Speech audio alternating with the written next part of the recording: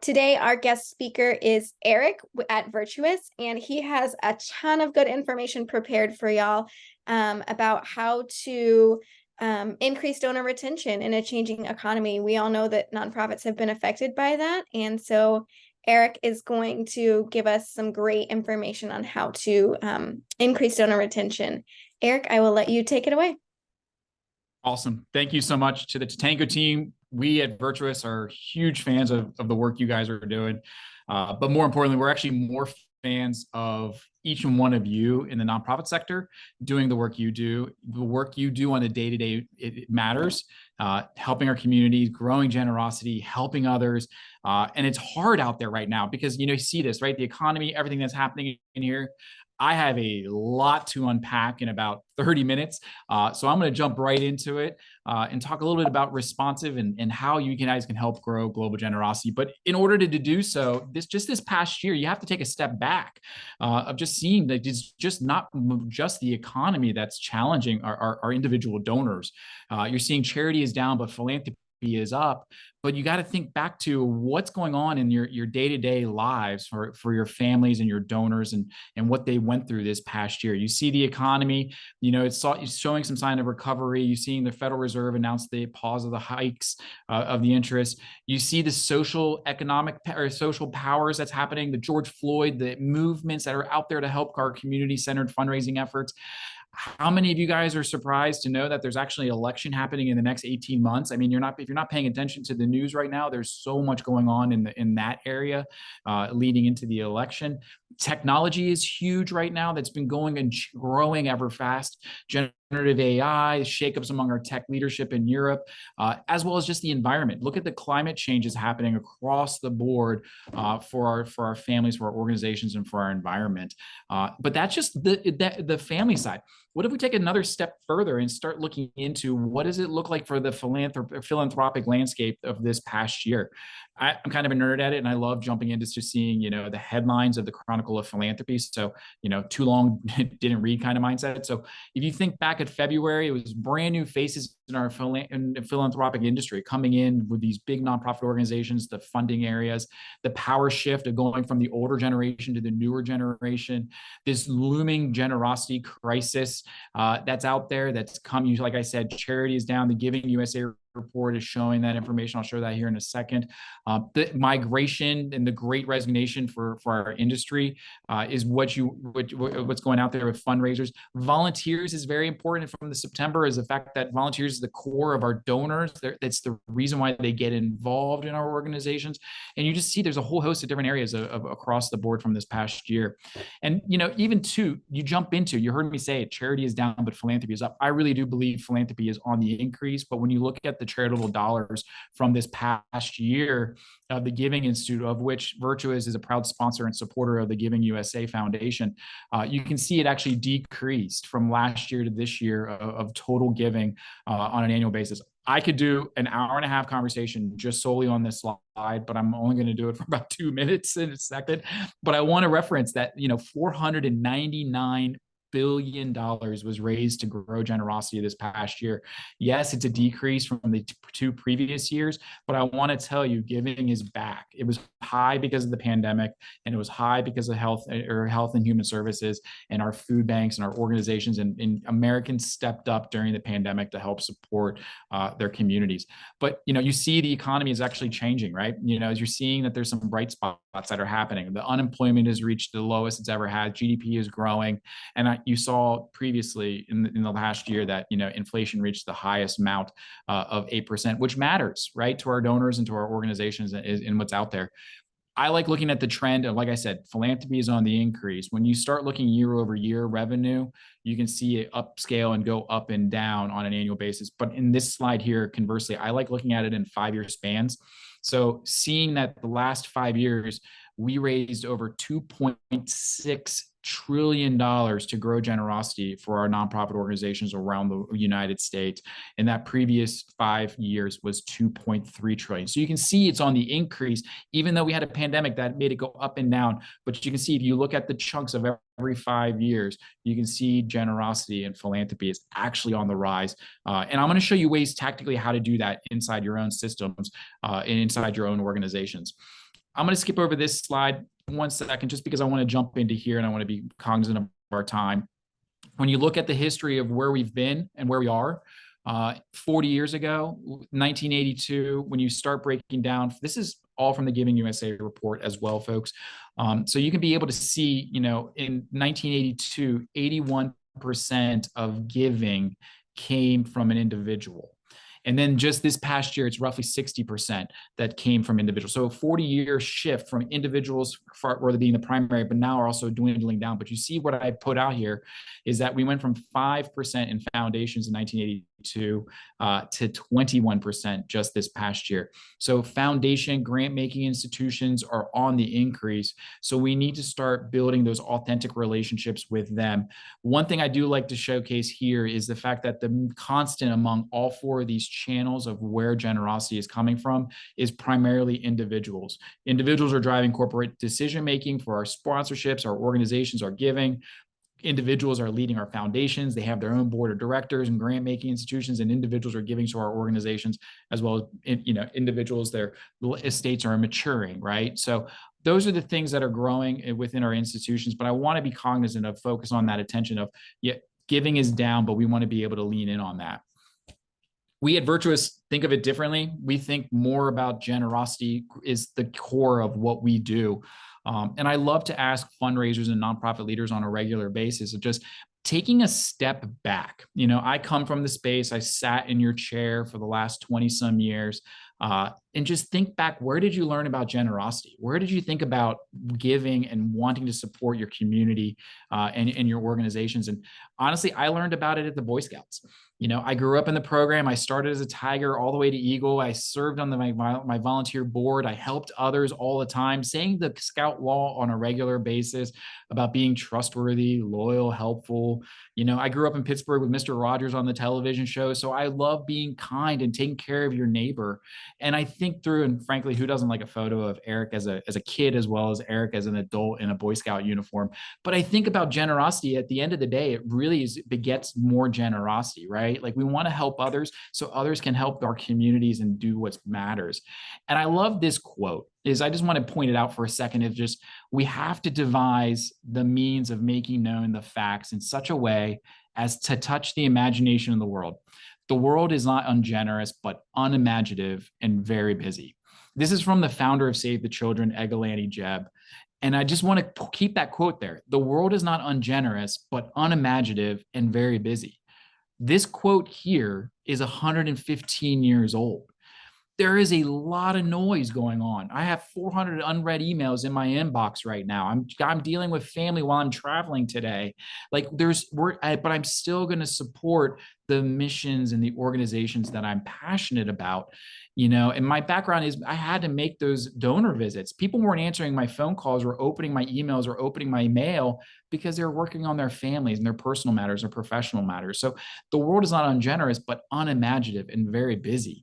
Right. And so we're facing this challenge that's happening in the space right now across the board.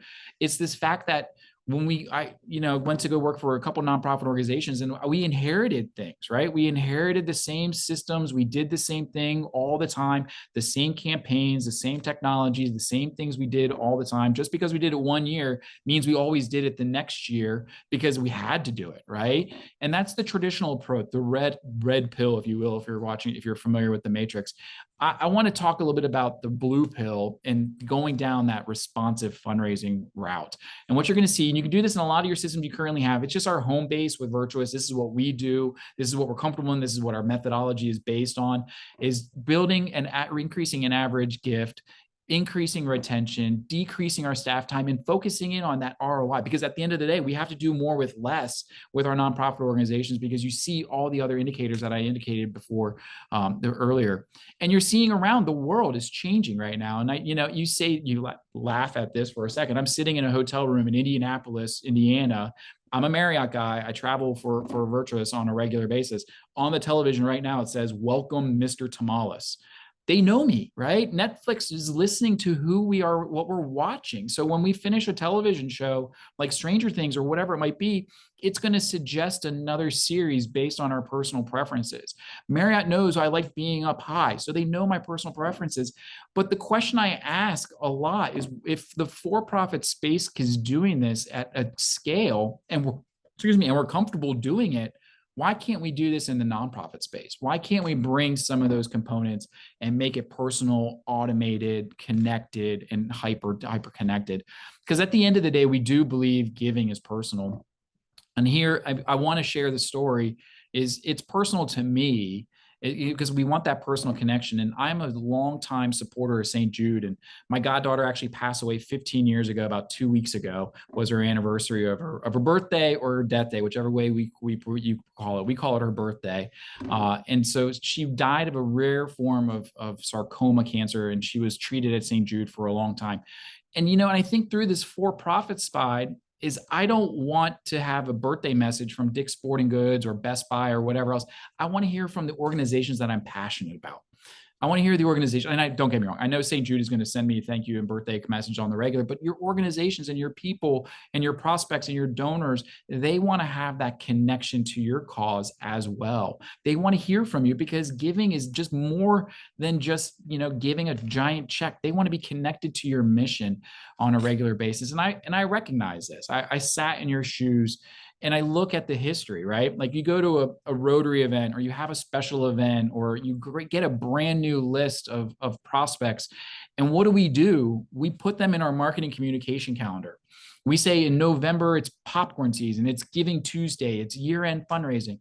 And what we're doing is we're telling our donors and our prospects what we want them to hear, rather than having this two-way conversation. And what you're seeing here is you'll see this, we're retaining only 24% of our prospects are getting into our donor pool. So we're losing 76% of these people that we just acquired their names, hard-earned names, to be able to get out there. And we're spraying, praying, into saying whatever we want to. And we're not having that two-way dialogue that they really want to have that connection to.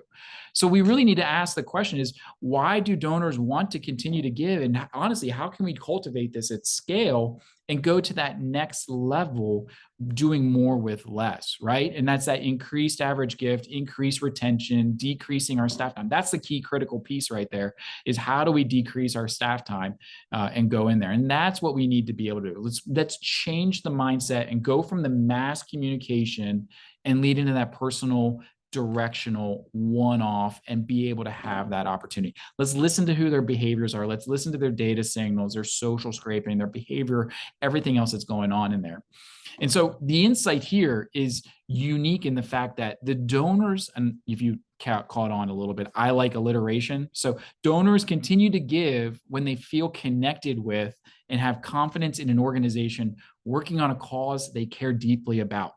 Right? Like, I want to feel connected to the mission of St. Jude because I feel confident in them, and I know they're communicating to me because I'm care, right? So we need to hear from our organizations on a regular basis about the mission and the opportunity to be able to continue to give and focus in there. So that's why donors are going to opt in to be able to continue to support. But one thing that we know in nonprofit is truth bomb here is we are all the same. We have supporters, we have strategies and systems, and we have stories. Yeah, the missions are different, the stories are different, how much we raise is different, but we have the baseline of our supporters or our donors, our volunteers, our staff, the strategies and the systems and the technology, the things that we've inherited and the things that I talked about, the processes and the platforms. and then our mission, our impact, and our beneficiaries. We all have the same things, but we need to start at that baseline. And then being in the field for so long, we always have to have a donor life cycle stage, right? Like we acquire a brand new prospect, we want to retain the donor, we need to cultivate them, we're going to ask them. It's just this constant circle. And what I'm here to say is I want to marry the two together to come together with this idea of responsive fundraising. You've heard me say it a couple of times. We want to listen to who our donors and those signals and why our supporters are downloading our reports and being able to get involved and read and volunteer. We want to connect with our prospects, our donors, our supporters, our givers in their space, right? We want to connect with them through their text messaging. We want to connect with them through email or in their office or whatever it might be. We need to suggest that next step. That next step, it might not be a financial ask. It might be a, volunteer, learn more, download our report, listen to who our podcast might be, listen to a thank you message. And of all things, we need to learn from what we've just done. Just because we've done it last year doesn't mean we have to do it again this year. Let's test, let's validate, and let's be able to utilize the system appropriately. And that's the responsive fundraising. And that's how we're going to be able to grow holistic generosity across our organizations. And so the important gap is the fact that we've been handcuffed. We've been inherited these systems that we've always been doing, right? Like I came into an organization, I can't do what I want to do in this for-profit space because I've inherited these older systems to be able to do this. And this is this change management idea where we really need to break through leadership and go into that next step. And like you said, like Dr. Badalin says, is every system is perfectly designed to get the results it gets, right? Like look at what's out there, look at the opportunity, continue to look at AI, look at technology and opportunities, and be able to get out there to be able to upend that status quo, right? And that's how you're going to be able to do the change management and to lead your teams and to be a little bit more responsive. And so that's the goal here is I want to be able to lean in on responsive teams, right? And you hear the phrase all the time is we need to build a culture of philanthropy. Whereas I really do believe in this idea of responsive teams, responsive operations, fundraising, bring everybody together across the board. And I'm going to give you some tactical ways to do that here in a second. But that's the idea to be able to grow generosity. And so our founder, our CEO, Gabe Cooper, wrote the book on responsive fundraising, literally wrote the book. And I have a QR code at the end. So if you're interested, please send me an email. We're glad to share it with you. And inside that book is about 28 different mindsets on how to grow generosity for your organization. In our shortened time together, I whittled it down to about 8. So I'm going to go through a couple of them, but I'd love to be able to follow on and continue this conversation because responsive fundraising is the area that I really value and I really enjoy. But the first mindset is really, we want to be personal for all. We want to treat every donor like a major donor. How many times have you heard that? But how can you actually make that practical? We need to treat those $50 donors to like a $10,000 donor. We need to grow the personal donor journeys. We want to build the process and adapt to treat all our donors like a major donor. And here's a way you could do this in your system, right? Or our system or any system that's out there is, and this is what the for-profit space does really well, right? Imagine for a second that we've got Steven that attended one of our homecoming events on campus. An hour after that event, he got a thank you email with the survey. How many of us are surveying our donors and our prospects first off? Why are we not listening to what they're actively getting engaged with? That's a sidebar. But there's a survey. Inside the survey is 3 questions. Do you want to learn more? Do you want to get involved? Do you want to donate, right? A day later, Travis, our gift officer, calls Steven and says, hey, thank you so much for coming on campus. We really appreciate all the time that you're here and everything else. It's fantastic. 2 days later, he gets a text message based on his original survey. He wanted to learn more. So now he gets a text and gives him to the website to learn more about our university. Well, Steven goes on the website and actually makes a contribution. And then 2 weeks later, he gets a postcard closing the loop, acknowledging the contribution, thanking him and showing the impact, right? The key core areas of donor-centered fundraising. It's timing, it's intent, it's hyper-personal, and it's multi-channel, right? It covers all the different bases. And the only time when a human was ever involved with this was when Travis made that phone call a day after the event, and everything else is going on there. What if we can do this at scale? What if we can create a new donor journey welcome series, right? Barnabas is the first donor to our organization. Now he's going to get an email, a text, and a phone call. Courtney is a lie bunt. I mean, last year, but not this year. Hasn't given in the past 13 months. Now she has her own donor journey of that lapsed donor journey experience. Neil downloaded an impact report or a PDF on our website. Now he's all about cultivation journey that's out there. And then Jenna, she's the person who went to the Nordstrom website and put something in her cart and forgot about it, right? Like the abandoned cart, right? Like Egalani Jeb said, people are not ungenerous; they're just busy. She got busy with something else in her family and her personal life that she didn't finish in making the contribution to our university. So now she has her own donor journey. You can go another route where you can create different journeys beyond that, right? You can do it on the events. If something came in through the mail or a peer-to-peer or a text or from a friend group, you create your own donor journey based on all those different personas. And that's the opportunity to increase retention, increase average gift, and increase engagement. And you can do this in all your systems that are out there. I have 10 minutes. Looking at the responsive mindset number 2 is we want to innovate, experiment, and embrace failure, right? Like a lot of our nonprofits, responsive nonprofits are constantly innovating and experimenting and adapting their processes. We need to embrace new ideas. We need to get out of our mindset, out of our box. I did this 20 some years ago with my nonprofit where I didn't have the budget to be able to ask for multiple visits to visit with our donors. I needed to ask on the first visit. It was uncommon. It was a unique approach, but we were able to grow generosity with my nonprofit quicker by being able just to adapt and taking out 2 steps in the major gift cycle and be able to ask our donors for gifts, but then also ask our board for forgiveness. And I get it, right? Like we're nonprofit leaders and we're working with donor dollars. It's not like an Amazon where they can, come up with an idea and make a decision really quickly. But we need to have that trust of our donors. And that's the third mindset, right? Like we're going to have to talk to our donors and say, listen, we want to grow. We need to be able to go in that new focus. But in order to do so, we need to test and try things. We're not always going to be successful. The mission that we wanted to do is not always going to be successful, but we need to continue to go back to those donors and build those authentic relationships with them so that we can say what we're going to do alongside them, right? I'm going to skip over this. Donors continue to give. I got to replay this, right? Donors continue to give when they feel connected with and have confidence in an organization working on a cause they care deeply about, right? Like that's where the trust comes in, right? So be able to go in there. The fourth mindset is value motivational insights over their behavior. We need to seek out that motivation behind the behavior first. We just don't want to say, hey, cool, thanks for giving for a contribution. We need to know why that Travis is going on campus. Why is Steven opening his email? Why is Barnabas not answering our phone call? Right? Like we need to learn and identify, and there's a lot of tools and data sets out there to be able to pull out that why or just survey. Right?